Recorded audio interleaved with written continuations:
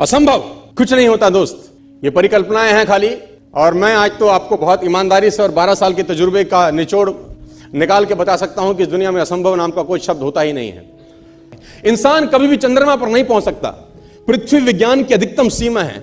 Doctor Li दी forest मशहूर वैज्ञानिक हुए, बहुत बड़े साइंटिस्ट हुए। एक स्टेटमेंट इन्होंने पास किया 1955 के अंदर, 1955 ही पास द स्टेटमेंट कि इंसान कभी भी चंद्रमा पर नहीं पहुंच पाएगा। It is impossible for a human being to cross Indian globe, earth globe. और पृथ्वी विज्ञान की अधिकतम सीमा है, लेकिन किसी बहरे ने इस बात सुना नहीं और पहुंच गया एक आदमी अपना बस्ता उठा के, जिसका नाम था इन 1969।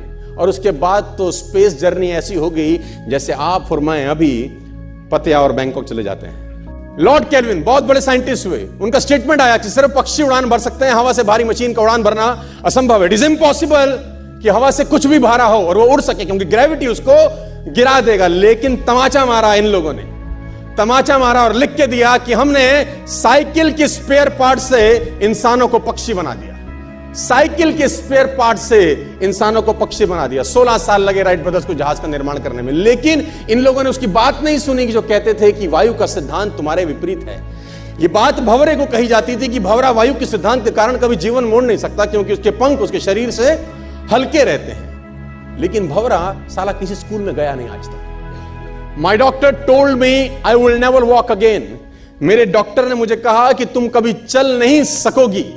My doctor told me you will never walk again. My mother told me I would, and I believed my mother rather than doctor. Wilma Rudolph एक ऐसी एथलीट हुई जिनको polio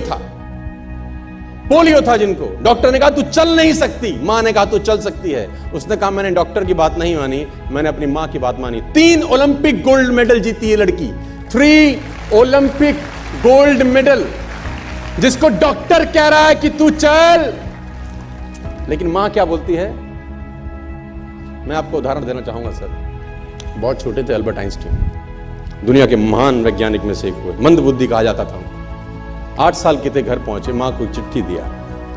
When he was 8 years old, came to his home, given letter to his mother. मां को एक चिट्ठी दिया, मां ने वो चिट्ठी पढ़ा। 8 साल के थे और चिट्ठी में प्रिंसिपल का खत था उसकी मां के नाम। प्रिंसिपल ने ये लिख के भेजा कि आपका बच्चा विलक्षण प्रतिभा का धनी है, ग्रेट पावर है इसके अंदर, क्योंकि बहुत बड़े साइंटिस्ट बने, बड़े हो गए। मंदबुद्धि बचपन में समझा जाता था, आपका बच्चा विलक्षण